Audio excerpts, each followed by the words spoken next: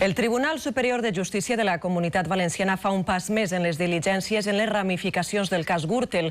La pròxima setmana han sigut citats a declarar Ricardo Costa, Francisco Camps, Víctor Campos i Rafael Betoret. Camps ja es va personar en la causa fa un mes per conèixer els detalls per a poder defendre's així de les acusacions.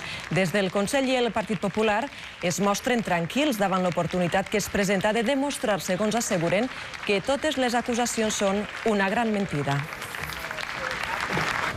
El Tribunal Superior de Justícia de la Comunitat Valenciana fa un pas més en les diligències en les ramificacions del cas Gürtel. Per a la setmana que ve han sigut citats a declarar Ricardo Costa, Francisco Camps, Víctor Campos i Rafael Betoret. Camps ja es va personar en la causa fa un mes per a conèixer els detalls i poder defendre's així de les acusacions. El PSPB demana la seva dimissió immediata i critiquen que no hagin donat explicacions davant els ciutadans.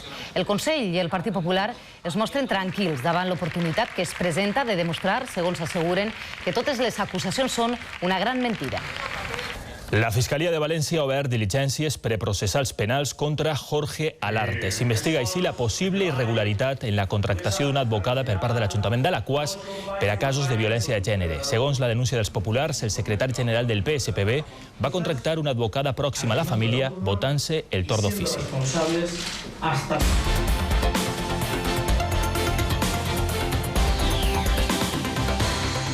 I el vicepresident del Consell també s'ha referit a les explicacions que la pròxima setmana podrà donar el president de la Generalitat al Tribunal Superior de Justícia de la Comunitat Valenciana.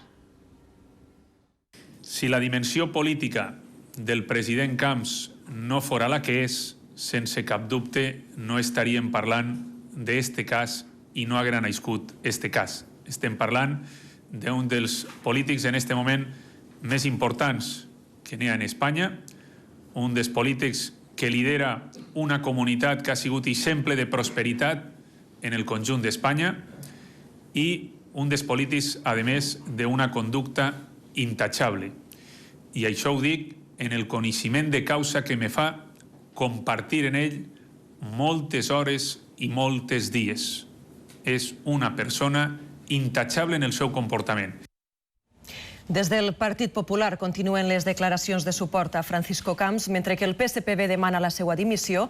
Des del Consell lamenten la utilització política que l'oposició vol fer d'este assumpte per a ocultar la crisi econòmica del país. Tenemos también una gran indignación del comportamiento antidemocrático que han tenido una serie de personas y personajillos de la vida política valenciana, a la que las urnas el día 7 de junio les van una vez más a devolver la espalda, una vez más van a quedarse al margen de la defensa de los intereses valencianos y el 7 de junio la sociedad valenciana, los ciudadanos valencianos, van a castigar con su voto, como se hace en democracia, a unas opciones políticas que están más centradas en intentar conseguir en el río revuelto de sus maniobras lo que no consiguen a través de las urnas.